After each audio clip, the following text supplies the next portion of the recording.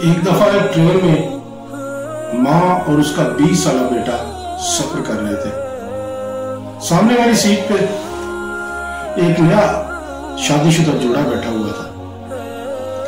Train کے پاس سے جب بھی کوئی پہاڑ، کوئی خوبصورت بلڈنگ یا کوئی گاڑی گزرتی یا کوئی اور چیز گزرتی تو وہ جو بچہ تھا اونچی اونچی آواز میں چلاتا اور اچھلتا کودتا، واو کتنا خوبصورت پہاڑ ہے، واو کتنی خوبصورت گاڑی ہے، واو کتنی خوبصورت منظر ہے یہ۔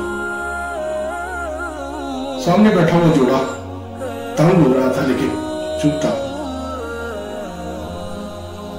بچے نے اسی طرح جاری رکھا، جب بھی کوئی چیز دیکھتا بڑی خوشی سے واو کتنی خوبصورت ہے، اس طرح کے اس کے جذبات تھے، اچھلتا کودتا۔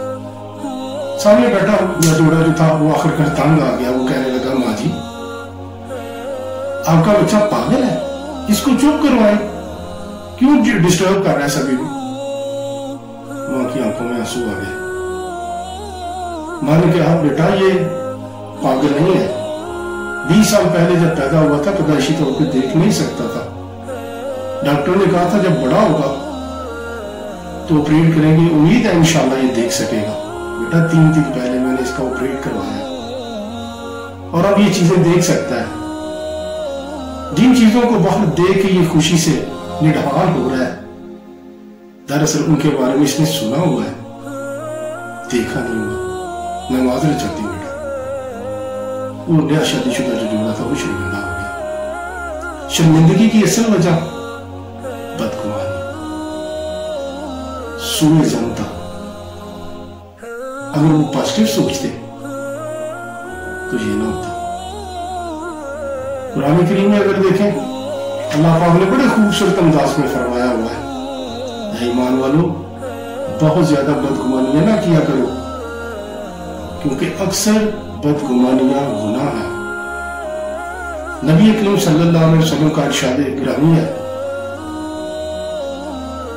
اس سے بڑھ کر برا شخص کون ہو سکتا ہے جو دوسروں کے بارے میں بدگمانی رکھے، دوسروں کو برا سمجھے۔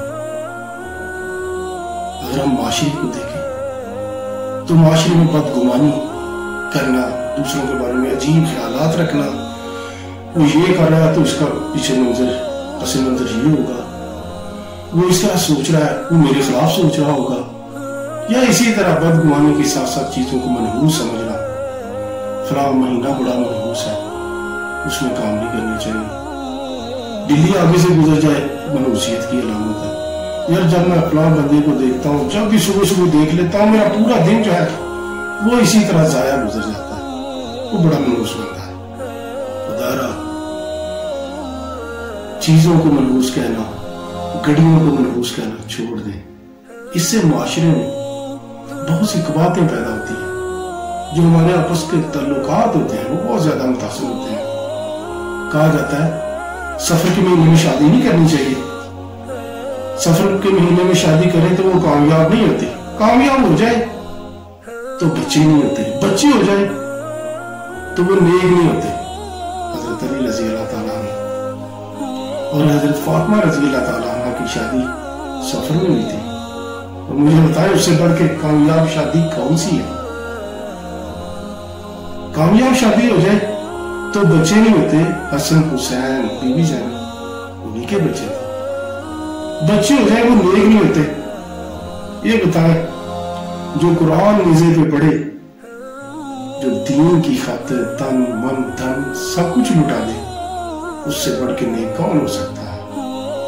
خدا را ایسی باتوں سے، ایسی بدگمانیوں سے، دوسروں کو منحوس کہنے سے احتراز کریں، کیونکہ اس طرح ہمارے جو تعلقات ہوتے ہیں وہ بہت زیادہ متاثر ہوتے ہیں، ٹوٹ جاتے ہیں۔